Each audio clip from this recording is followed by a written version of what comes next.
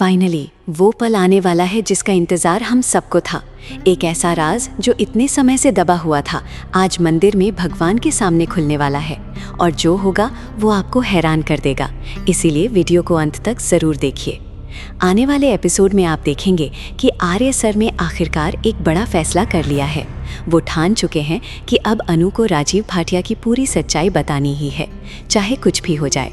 और इसके लिए उन्होंने एक बेहद चालाक तरीका अपनाया। उन्होंने खुद अपनी आवाज़ बदलकर अनु को मंदिर में बुलाया।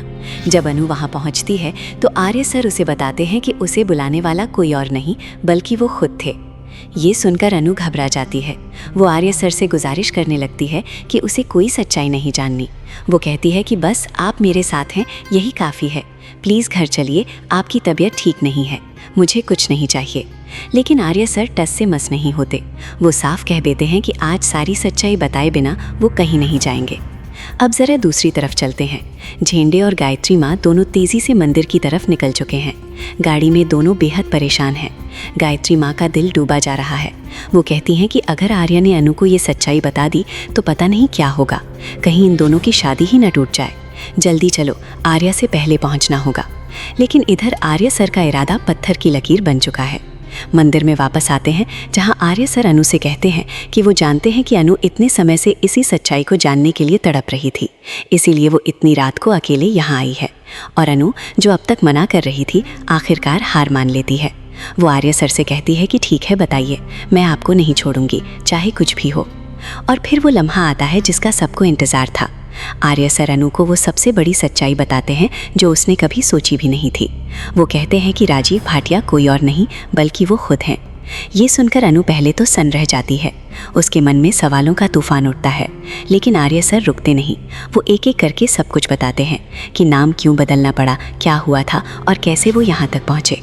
और अब सुनिए वो बात जो आपको सबसे ज़्यादा हैरान करेगी। इतना सब सुनने के बाद अनु ना तो गुस्सा होती है, ना रोती है, ना दूर जाती है, बल्कि वो आर्य सर को गले लगा लेती है।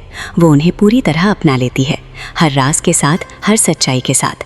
और ये इसीलिए भी होता है क्योंकि सिद्धि माता पहले ही अनु को समझा चुकी थी कि जो कुछ भी हो रहा है वो गलत नहीं है। ये सब किसी दैवीय इशारे से हो रहा है, बस उस राह पर चलती रहो। जब झेंडे और गायत्री माँ आखिरकार मंदिर पहुँचते हैं तो वो सबसे बुरे के लिए तैयार होते हैं, लेकिन जो नज़ारा उन्हें मिलता है वो उनकी सारी चिंताओं को एक पल में मिटा देता है। अनु खुश है, वो आर्य सर से नाराज़ नहीं है। सब कुछ जानने के बावजूद वो मुस्कुरा रही है। दोनों का दिल हल्का हो जाता है। जो डर था, जो घबराहट थी, वो सब हवा हो जाती है। अनु के लिए ये पल किसी राहत से कम नहीं है।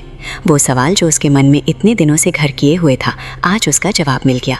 सारी गलतफहमियाँ, सारी दूरियाँ, सब कुछ उस एक पल में ख़त्म हो गया। और अब आगे जो होने वाला है वो और भी दिलचस्प है। बहुत जल्द आर्य और अनु की शादी होते आप देखेंगे, लेकिन उससे पहले अनु एक और जिम्मेदारी उठाने वाली है, सिमरन और नील के बीच जो तकरार चल रही है उसे सुलझाने की। तो बने रहिए क्योंकि आगे की कहानी और भी रोमांचक होने वाली है।